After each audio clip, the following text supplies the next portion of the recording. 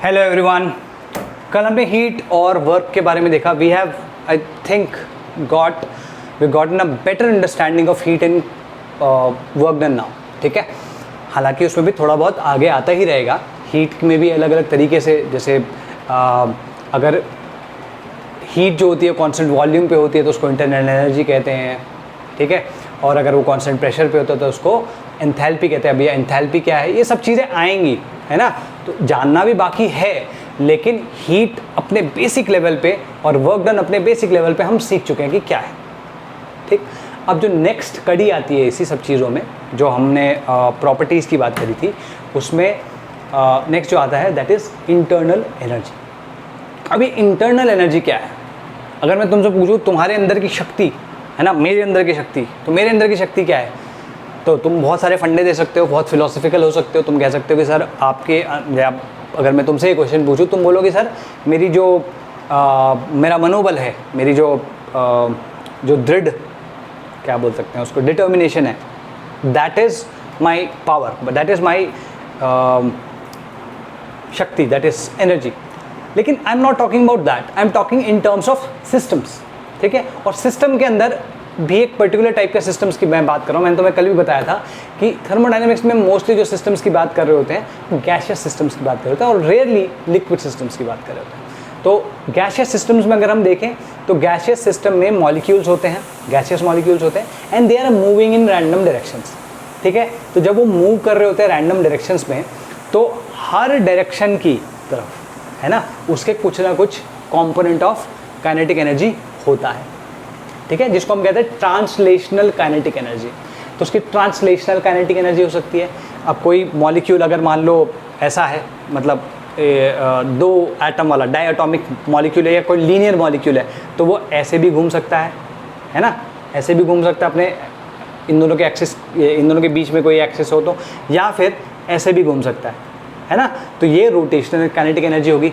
और अगर टेम्परेचर बहुत हाई हो जाए तो ये ऐसे वाइब्रेट भी कर सकता है। तो यहाँ पर हमने देखा कि ट्रांसलेशनल, जो कि वो मूव कर रहा है, उस मूवमेंट की एनर्जी भी कुछ है, ऐसे रोटेट कर रहा है तो इस रोटेशन की एनर्जी भी कुछ है, कुछ वाइब्रेशन उसमें हो रही है। वाइब्रेशन का मतलब ये तो थोड़ा रिजिड है। मान लो डायटॉमिक मॉलिक्यूल ऐसा है तो ऐसे ऐसे दोनों के दोनों एटम ऐसे ऐसे वाइब्रेट कर रहे हैं, तो वो भी एक तरीके की एनर्जी है। तो एनर्जी बहुत तरीके की एनर्जी है उस सिस्टम के अंदर।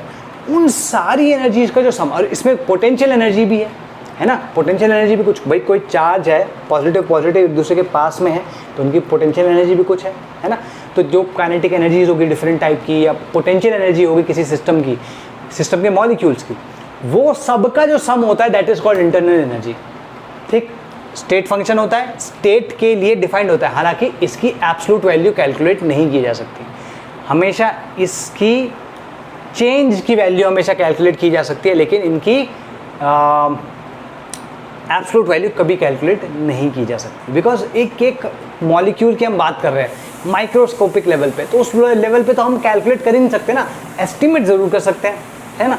तो एस्टिमेशन हमेशा ज़रूरी नहीं है कि सही हो, तो इसलिए हम कहते हैं कि इसका एब्सोल्यूट वैल्यू नहीं जाना जा सकता, सिर्फ चेंज जाना जा सकता है। ठीक है, तो कुछ लेवल पे तुम्हें समझ में आया होगा। मैं कुछ डिक्टेट करता हूँ और इसको लिखो।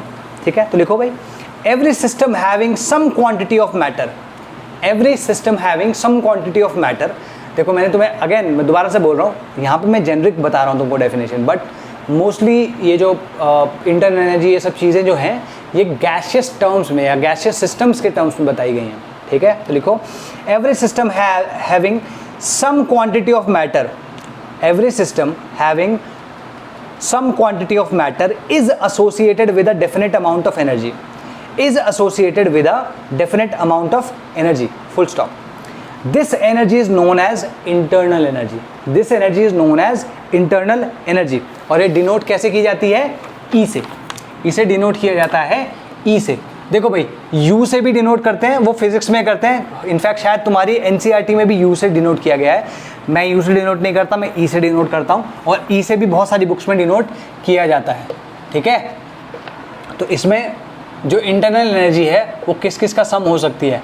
ट्रांसलेशनल इंटरनल एनर्जी को प्लस रोटेशनल के है ना, प्लस वाइब्रेशनल हो सकती है, ठीक है, प्लस जो एनर्जी है ये फिर ये तो सारी की सारी काइनेटिक एनर्जीज थी ना, ये पोटेंशियल एनर्जी भी हो सकती है, ठीक है, बॉन्डिंग के रूप में, ठीक है, या फिर ये इलेक्ट्रॉनिक भी हो सकती है, इलेक्ट्रॉन्स के बीच में जो रिपल्शन या इलेक्ट्रॉन्स और किसी न्यूक्लियस के बीच में जो अट्रैक्शन है उनके उसमें। तो यहाँ पे मैंने कुछ एग्जांपल्स दिए, हालांकि ज़रूरी नहीं है कि ये शायद इतनी ही हो या इससे कम भी हो सकती है, इससे ज़्यादा भी हो सकती हैं। Got it? तो E is a sum of all these energies, ठीक है, that's why we can not calculate the absolute value of this. तो लिखो इसमें internal energy is a state function, internal energy is a state function, ठीक है, is a state function. Its absolute value cannot be determined. Its absolute value cannot be determined, but its change between two states of the system. But its change between two states of the system can be calculated. जैसे मैंने कल तुम्हें बताया था ना कि ये state 1 है सिस्टम की, ठीक है, ये स्टेट 1 है और ये स्टेट 2 है, ठीक है, ठीक, इस स्टेट के लिए इसकी एनर्जी E1 है मान लो, ठीक है, इस स्टेट के लिए इसकी एनर्जी E2 है, तो जो चेंज है delta E that will B E2 minus E1। तुम कहोगे सर आपने अभी तो कहा कि E1 E2 हम कैलकुलेट कर ही नहीं सकते, लेकिन मैंने ये भी कहा साथ में कि इनका चेंज हमेशा कैलकुलेट किया जा सकता है। वो कैसे होता है वो भी जानो। देखो हम यहाँ पर मैंने तुम्हें पहले बताया कि थर्मोडायनेमिक सिस्टम्स जो हम यहाँ पे बात कर रहे हैं, एटलीस्ट अपने इस चैप्टर में जो बात कर रहे हैं वो गैसियस सिस्टम की बात कर रहे हैं, पहली चीज़। दूसरी चीज़ कि जो गैसियस सिस्टम्स है ना, उसमें भी हम आइडियल गैसेस, जो आइडियल गैसेस होते हैं उनके सिस्टम्स की बात कर रहे हैं, ये ध्यान रखना। आइडियल गैसेस के सिस्टम की बात करें, ये ध्यान रखना। अब इंपॉर्टेंट चीज़ क्या है कि ये जो डेल्टा ई है, जो इंटरनल एनर्जी है, this is a directly proportional to its temperature, absolute temperature, ध्यान रखना। क्लियर होगी बात? अगर किसी आइडियल गैस सिस्टम की हम बात कर रहे हैं तो उसकी खूबी क्या है, या इनफैक्ट आइडियल गैस को डिफाइन करने का एक दूसरा तरीका भी समझ लो इसको, कि अगर कोई आइडियल गैस सिस्टम हुआ तो उसकी एनर्जी जो होगी, जो इंटरनल एनर्जी होगी, ठीक है, that will be directly proportional to its absolute temperature. तो जो टेम्परेचर का चेंज है, मान लो अगर मेरे को डेल्टा ई चेंज कैलकुलेट करना है तो वो किसके प्रोपोर्शनल होगा? Delta T. तो डेल्टा टी तो मैं कैलकुलेट कर सकता हूँ ना। तो अगर मैं ये कैलकुलेट कर सकता, हालांकि तुम कहोगे सर टी भी तो कैलकुलेट कर सकते हो, तब क्यों नहीं हो रहा? मैं कह रहा हूँ कि टी के डायरेक्टली प्रोपोर्शनल होती है, but we do not have a formula for this, but we do have a formula for this, we do have ways to calculate this, ठीक है। तो डेल्टा ई जो है वो कैलकुलेट हो जाएगा, ई कैलकुलेट नहीं हो सकता। इन दोनों के बीच का डिफरेंस ही हमारे लिए एक्चुअली में इंपॉर्टेंट होता है, तो हम ज़्यादा सर खपाते भी नहीं कि E1 E2 को कैलकुलेट करके रखें, ठीक है। हमें सिर्फ और सिर्फ इनके डिफरेंस से मतलब है। तो एक स्टेट 1 है जिसमें E1 एनर्जी है, इंटरनल एनर्जी, एक स्टेट 2 है सेम सिस्टम की, एक स्टेट 2 है जिसमें E2 है, इन दोनों का डिफरेंस डेल्टा ई। ई जो होता है, ये जो यहाँ पे लिख रहा हूँ, ये फॉर आइडियल गैसियस सिस्टम्स, ये ध्यान रखना। इस तरीके से हम इसको कैलकुलेट कर सकते हैं। Got it? लिख लिया स्टेट फंक्शन, ठीक है। ये डेल्टा ई वाला लिख लो, इसमें E2 जो है वो स्टेट 2 में है और E1 स्टेट 1 में, ये अपने आप लिख लेना। इसमें साथ साथ देखो ये एक्सटेंसिव प्रॉपर्टी होती है, इंटेंसिव नहीं, एक्सटेंसिव प्रॉपर्टी होती है। इसका फॉर्मूला अगर तुम देखो तो जो डेल्टा ई का फॉर्मूला आता है that comes out to be NCV delta T, ठीक है। ये एक ऐसा फॉर्मूला है जो कि हर जगह यूज़ हो जाता है, बट इसको भी डिराइव करवाएंगे, इसको भी देखेंगे, ठीक है। तो लिखो it is an extensive property, ठीक है, it is an extensive property and dependent on absolute temperature and dependent on the absolute temperature of the system, dependent on the absolute temperature of the system। Clear होगी बात? absolute temperature of the system, got it? और bracket में लिखना for ideal gas systems, जैसे मैंने यहाँ पे लिखा आइडियल गैसेस सिस्टम्स, ठीक है। अच्छा, अगर कभी भी डेल्टा टी 0 हुआ, फॉर एग्जाम्पल अगर कभी भी डेल्टा टी ज़ीरो हो गया दैट मीन्स वहाँ पर डेल्टा ई भी ज़ीरो है। इसकी मतलब एक तरीके से इसका कोरोलरी हुआ, इससे ये मतलब भाई अगर delta E directly proportional to delta T है, अगर डेल्टा टी ज़ीरो हो गया तो डेल्टा ई ज़ीरो हो गया। ये कब होता है? आइसोथर्मल प्रोसेस में, ठीक है। तो therefore for isothermal process delta E is equal to zero, ठीक है। आगे मैं इन सब के बारे में डिस्कस करूँगा, इसमें लिख लो, ठीक है। तो इसमें लिखना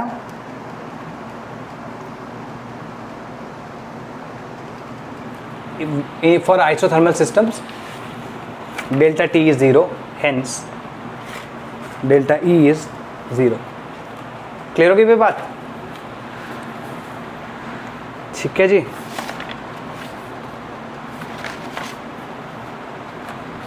चलो जी, अब हम बात करते हैं डिग्री ऑफ फ्रीडम। हालांकि इसका बहुत ज़्यादा यूज़ तुम्हारे इस चैप्टर में नहीं होगा, लेकिन इम्पॉर्टेंट जानना ज़रूरी है। क्यों इम्पॉर्टेंट क्यों है जानना? क्योंकि देखो यहाँ पर मैंने जैसे गैसेस स्टेट में हमने बात करी थी कि kinetic energy was equal to 3/2 kT, है ना, पर मॉलिक्यूल, मतलब काइनेटिक एनर्जी पर मॉलिक्यूल, ये याद है।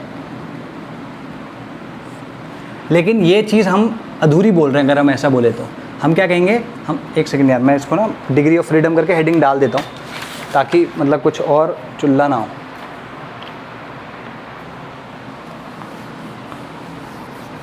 ये इंटरनल एनर्जी से ही रिलेटेड है, उसकी हम बात करेंगे, ठीक है। इंटरनल एनर्जी से ही रिलेटेड है।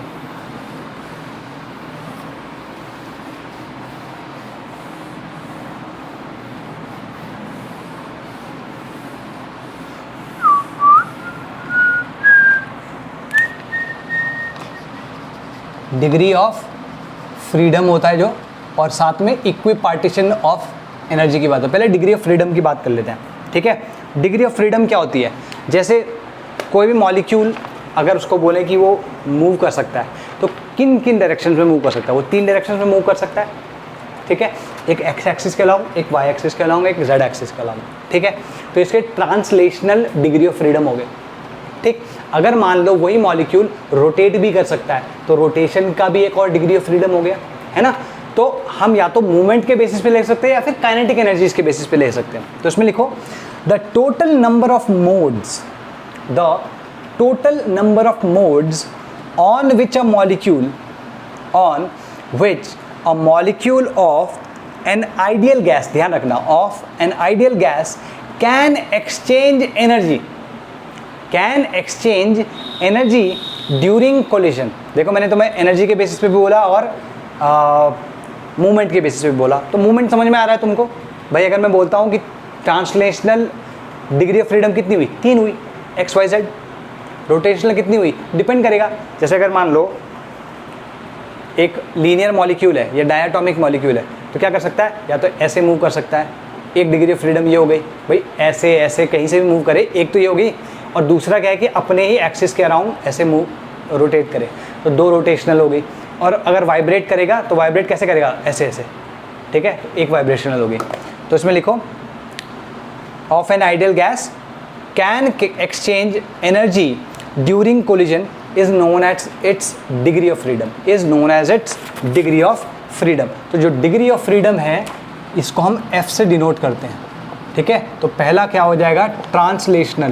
ट्रांसलेशनल डिग्री ऑफ फ्रीडम कितने हुए? ये 3 होते हैं, ठीक है। For all types of gases, all types मतलब मोनोएटॉमिक, डायटोमिक, पॉलीएटॉमिक, ठीक है, ठीक। अच्छा, सेकेंड टाइप होता है तुम्हारा रोटेशनल। ये 2 तरीके की होती है। ये किसके लिए होती है? फॉर डायटोमिक के लिए, डायटोमिक, और लीनियर मॉलिक्यूल्स, जो लीनियर मॉलिक्यूल्स हो, ठीक है। और फिर होते हैं तुम्हारा, अच्छा एक सेकंड रुको, हाँ, और इक्वल टू, सॉरी ये हमने 0 होती है फॉर मोनो, और ये इक्वल टू होती है, यही रोटेशनल की बात कर रहा हूँ मैं, इक्वल टू 3 होती है फॉर पॉलीएटॉमिक गैसेस। ठीक है, ये पॉलीएटॉमिक गैसेस नॉन लीनियर होनी चाहिए, क्योंकि लीनियर हुई तो ये वाला लगेगा। ठीक है जी। अच्छा, इसमें ध्यान रखना वाइब्रेशनल यूजली काउंट नहीं होती है, लेकिन अगर टेम्परेचर ज़्यादा हुआ तो ही काउंट होगी। ठीक है, तो अगर हम थर्ड टाइप डिफाइन करना चाहते हैं वाइब्रेशनल, तो हम यूजली एक ही ऐड करते हैं, वाइब्रेशनल जो होती है वो एक ही ऐड करते हैं किसी भी गैस के लिए। ठीक है, मोनोटॉमिक के लिए तो वैसे भी इसका कोई मतलब नहीं है, ओनली एट हाई टेम्परेचर। ठीक है जी, तो इसमें लिख लो। ठीक है, अगर F कैलकुलेट करना चाहते हैं हम किसी मोनोटॉमिक गैस के लिए, तो फॉर फर्स्ट मोनोटॉमिक गैस, तो मोनोटॉमिक के लिए तो तुम्हें दिख ही रहा है, ना ये है ना ये है, सिर्फ और सिर्फ ये है, तो monoatomic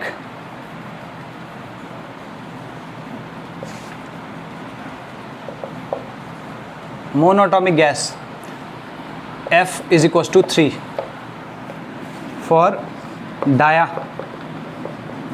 डायाटॉमिक gas F is equal to 5। ठीक है, at low temperature for diatomic और लीनियर पॉलीएटॉमिक।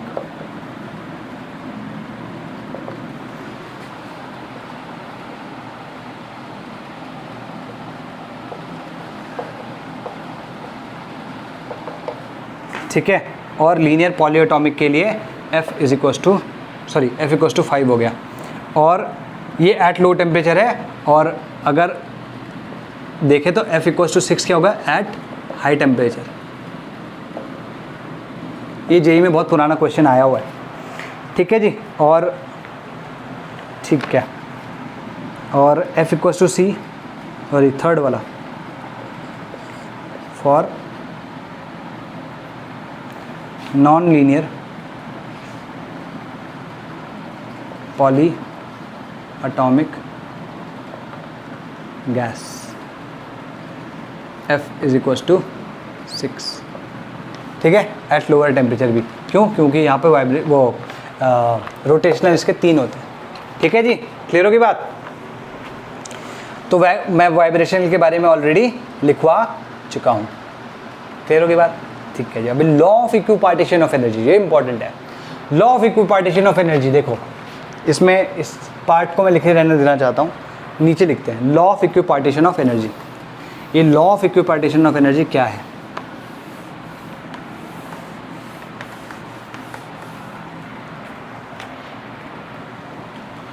देखो,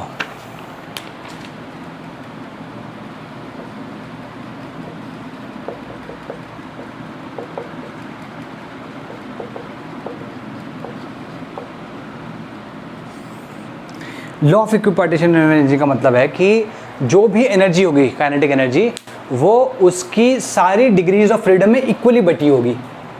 ठीक है, जैसे एग्जाम्पल के तौर पे अगर हम सिर्फ और सिर्फ ट्रांसलेशनल काइनेटिक एनर्जी की बात करें, ट्रांसलेशनल काइनेटिक एनर्जी की अगर मैं बात करूं, तो ये कितनी होती है? इक्वल टू 3/2 kT पर मॉलिक्यूल है ना, ये मैं भी पर मॉलिक्यूल ही रखना चाहता हूँ।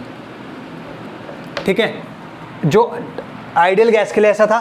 ठीक है, तो किसी भी गैस के लिए, चाहे वो आइडियल हो, चाहे वो मोनोटॉमिक हो, डायटॉमिक हो या पॉलीएटॉमिक हो, किसी भी गैस के लिए ट्रांसलेशनल डिग्री ऑफ फ्रीडम कितनी होती है? 3 ही होती है ना। ठीक है, तो मैंने क्या बताया, जो law of equipartition of energy है वो कहता है कि हर क्या कहते हैं हम, एक second, her degree of freedom के लिए इक्वली बटी होगी। देयरफॉर काइनेटिक एनर्जी पर डिग्री ऑफ फ्रीडम क्या आएगी? वो 3/2 kT अपॉन कितनी है ट्रांसलेशनल के लिए, कितनी वो होती है degree of freedom? 3। That means 1/2 kT पर मॉलिक्यूल पर डिग्री ऑफ फ्रीडम। ठीक है, पर मॉलिक्यूल पर डिग्री ऑफ फ्रीडम। ये दोबारा से बता रहा हूँ इसको। Law of equipartition of energy ये कहता है कि जो भी काइनेटिक एनर्जी होगी किसी भी पार्टिकल की, वो उसकी डिग्रीज ऑफ फ्रीडम में इक्वली बटी होगी। ठीक, अच्छा, हमने गैसियस स्टेट में, जैसे मान लो किसी भी मॉलिक्यूल की जो काइनेटिक एनर्जी है, ट्रांसलेशनल काइनेटिक एनर्जी है, वो x है, और ट्रांसलेशनल मोशन के लिए 3 डिग्री ऑफ फ्रीडम होती है। इसका मतलब हर डिग्री ऑफ फ्रीडम में x/3 x/3 x/3 होगा। यही चीज़ हमने यहाँ पे भी करी। हमने translational kinetic energy gaseous state से बताया कि ये था, ठीक है, पर मॉलिक्यूल, और ट्रांसलेशनल डिग्री ऑफ फ्रीडम कितनी होती है? 3। इसका मतलब पर डिग्री ऑफ फ्रीडम कितनी हो जाएगी? This divided by 3, 1/2 kT। Clear होगी बात? तो सबसे पहले लिख लो, इसमें मैं ऐसे करके लिखो, energy of a molecule,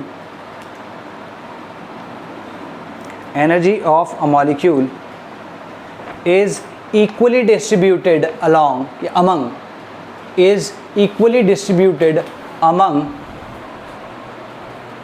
its degrees of freedom, तो एग्जाम्पल के तौर पे ये लिखना, और फिर लिखना इसके बाद energy equal to 1/2 kT, energy equal to 1/2 kT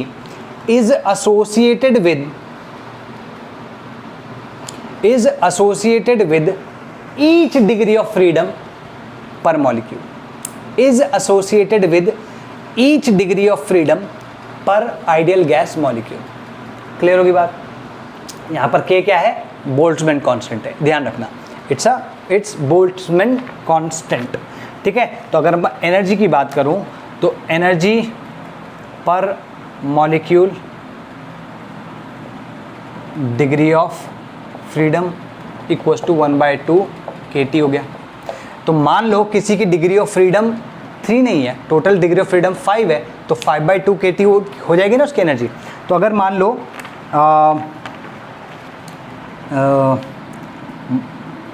energy of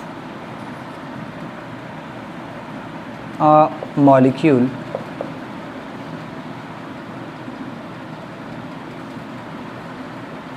with degree of freedom equals to F, कितनी हो जाएगी? E will be equal to E per molecule will be equal to F into 1/2 kT, which will be F/2 K। Clear होगी बात? ठीक है, और अगर मान लो मैं पर मोल बोलता हूं, तो इसमें क्या करना है? एनर्जी पर मोल बोलता हूं तो इसको Na से मल्टीप्लाई कर देना है, तो क्या जाएगा? F/2 into K into Na into T। कितना आ जाएगा ये? K इंटू Na क्या होता है? R, तो F/2 RT, तो K into Na is equal to R होता है। ये ध्यान रखना भाई, यही तो बताया था, K is equal to R/Na, ये याद होगा। अच्छा, और अगर for n molecules, sorry n moles के लिए क्या हो जाएगा? E will be equal to N into FRT/2। ठीक है जी, तो हम इस तरीके से एनर्जी ऑफ अ सिस्टम या गैसियस सिस्टम कैलकुलेट कर सकते हैं। ठीक है, और यही जो होता है, this comes out to be equal to delta. अगर मान लो मेरे को डेल्टा ई कैलकुलेट करना है, तो डेल्टा ई मैं कैलकुलेट कर सकता हूँ NFR इंटू डेल्टा टी। ठीक है जी, ये तुम्हारा इंटरनल एनर्जी भी आ गई। ये जो हम इंटरनल एनर्जी यहाँ पे कैलकुलेट कर रहे थे, ये तुम्हारी यहाँ से कैलकुलेट हो गई है। Got it? ठीक है जी। अब फर्स्ट लॉ ऑफ थर्मोडायनेमिक्स की बात कर लेते हैं। फर्स्ट लॉ ऑफ थर्मोडायनेमिक्स कुछ नहीं है, first law of thermodynamics is basically law of conservation of energy, law of conservation of energy. और इन पर्टिकुलर जो तुम्हारा थर्मोडायनेमिक्स हम पढ़ रहे हैं उसके कॉन्टेक्स्ट में ही है, उसी कॉन्टेक्स्ट में। तो हम इसे कैसे लिखते हैं या कैसे हम इसको यूज़ करते हैं, देखो भाई। इसको FLOT भी कहते हैं, फर्स्ट लॉ ऑफ थर्मोडायनेमिक्स, ठीक है। तो मैं FLOT भी लिखूंगा अगर कहीं पे, तो पता रहना चाहिए कि हम क्या लिख रहे हैं, ठीक है ना, डाउट ना आ जाए कि सर ये क्या लिख दिया आपने, ठीक है।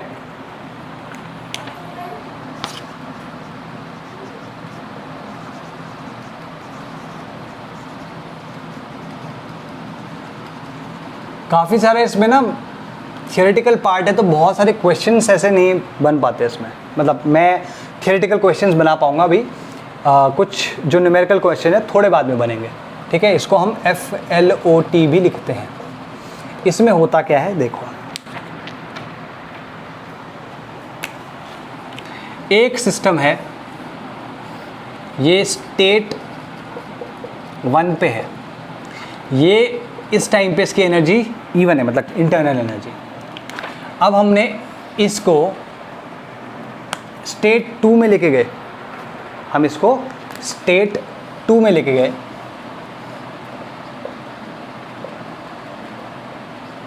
ठीक है जी। इस स्टेट में इसकी जो काइनेटिक एनर्जी आई, वो सॉरी इंटरनल एनर्जी आई, वो E2 आई, ठीक है। अब तुम बोलोगे सर ये ऐसा कैसे हुआ होगा, तो कुछ ना कुछ हीट या कुछ ना कुछ वर्क हमने किया होगा।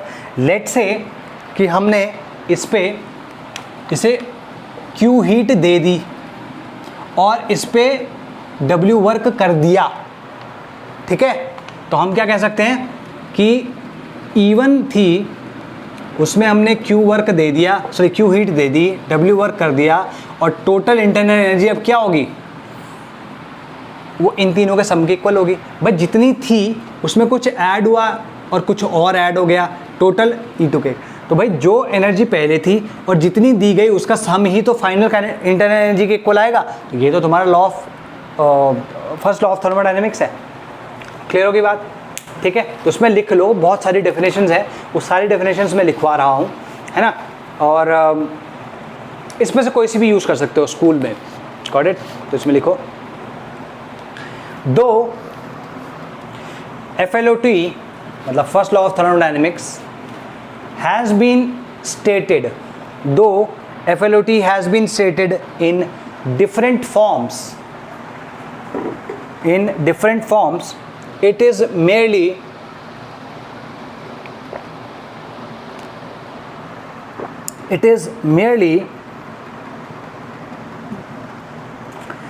law of conservation of energy, ठीक है। तो क्लियर है, ठीक है जी।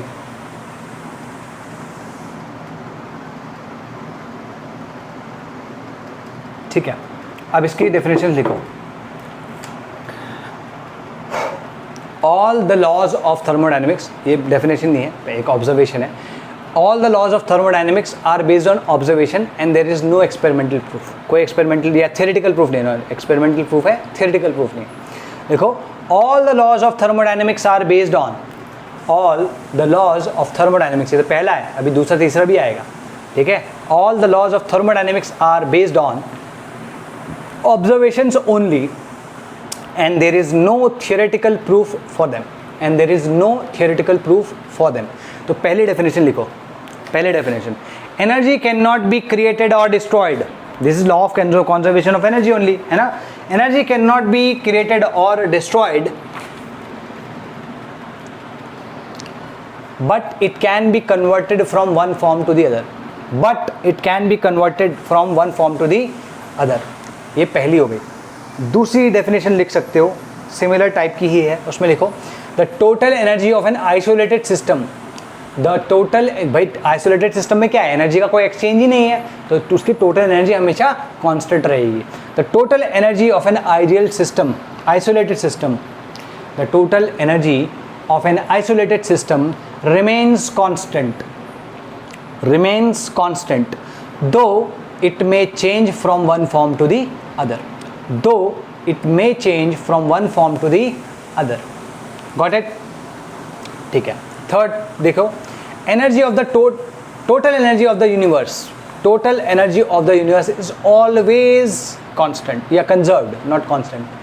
Total energy of the universe is always conserved. भाई यूनिवर्स के बाहर से तो कोई एनर्जी उसके अंदर आ ही नहीं रही ना, तो universe is an isolated system, तो उसकी एनर्जी कंजर्व्ड रहेगी। फोर्थ लिखो, absolute value of E can never be calculated, absolute value of E can never be calculated, only change in value of E can be calculated, only change in value of E can be calculated for a particular process. तो कोई भी process जो हो रहा है उसके लिए ई delta E की वैल्यू हम कैलकुलेट कर सकते हैं, E1 E2 की वैल्यू हम कैलकुलेट नहीं कर सकते, हालांकि डिफाइंड ज़रूर होगी, इनके लिए कुछ ना कुछ वैल्यू होगी। ठीक है जी। अब इसमें देखो, let us suppose the system moves from state 1 to state 2। ठीक है, let us suppose a system moves from state 1 to state 2. At state 1 its internal energy is E1, and at state 2 its internal energy is E2. Clear होगी बात? At state 1 its internal energy is E1, and at state 2 its internal energy is E2. Clear होगी बात? ठीक है। Now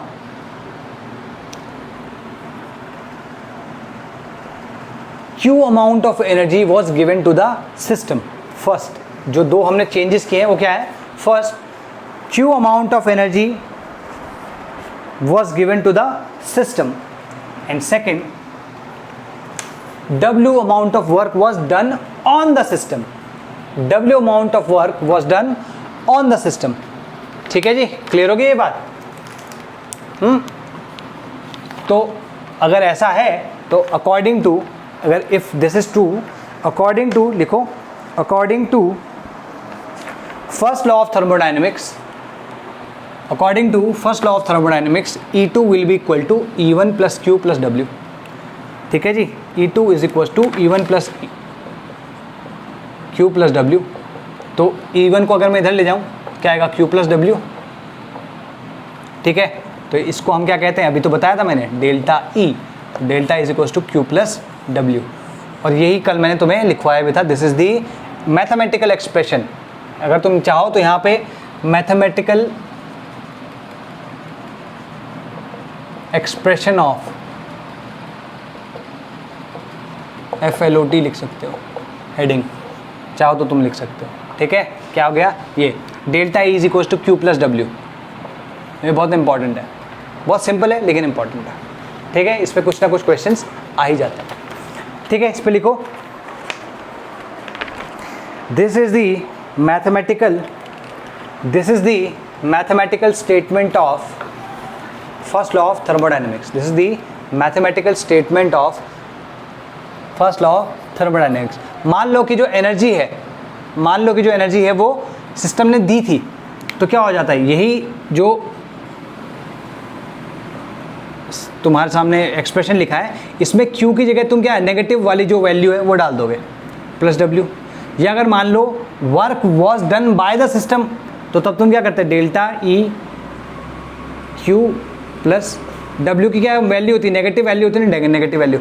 तो expression यही रहेगा, बस क्या करना है, जो भी तुम्हारा Q की वैल्यू है उसे according to the convention decide करना है कि उसका साइन क्या होगा, और उस साइन के साथ उसमें डाल देना है। ठीक है, दोबारा बता रहा हूँ, मान लो work done, heat given to the system 10 था, लेकिन किसी प्रोसेस में से heat was given by the system, वो 10 दिया है तुम्हें, तो तुम यहाँ पर 10 नहीं डालोगे, उसे -10 डालोगे। ठीक है, तो लिखो इसे, the value of Q and W, the value of Q and W is put into this equation,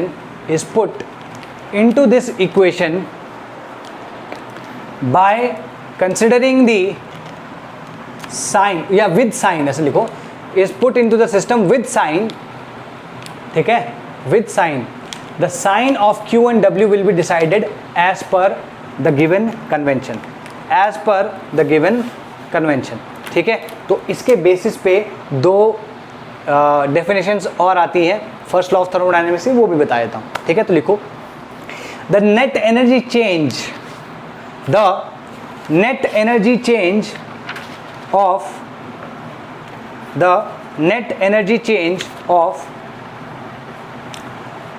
a closed system is equal to heat absorbed plus the work done on the system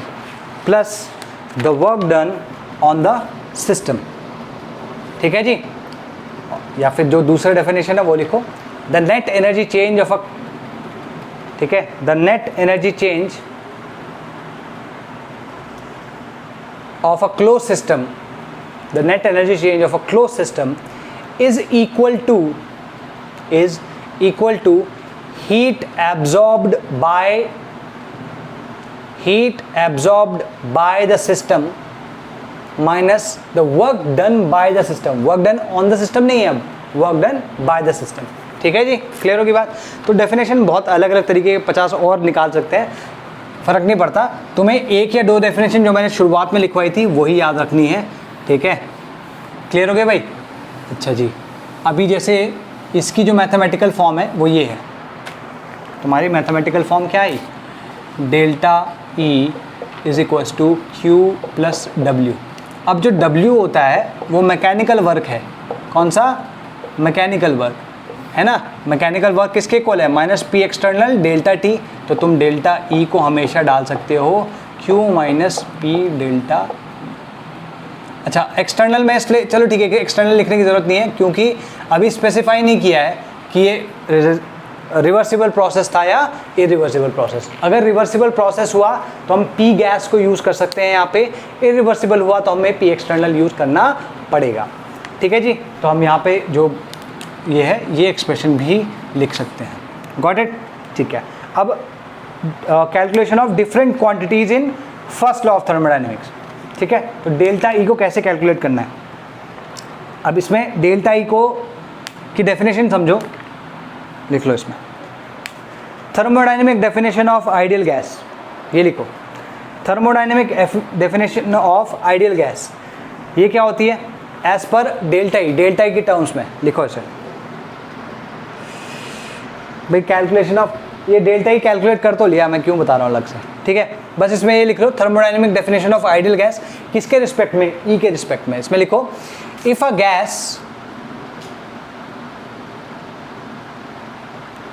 a gas the internal energy is directly proportional. if for a gas its internal energy is directly proportional to its absolute temperature,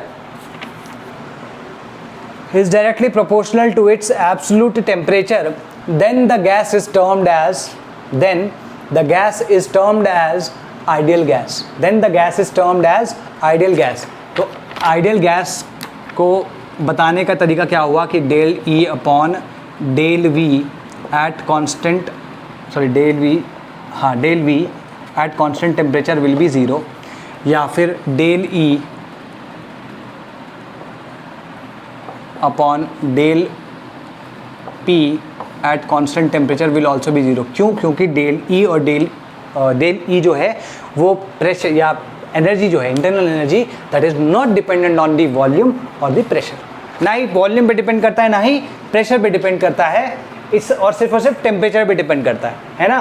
तो ये mathematical way of जो मैंने अभी expression वो sentence लिखाया, statement लिखाया, उसको बताने का तरीका हुआ. ठीक है. तो delta E will always be equal to P Q plus W, या फिर Q minus P delta V, या फिर E2 माइनस E1. ठीक है.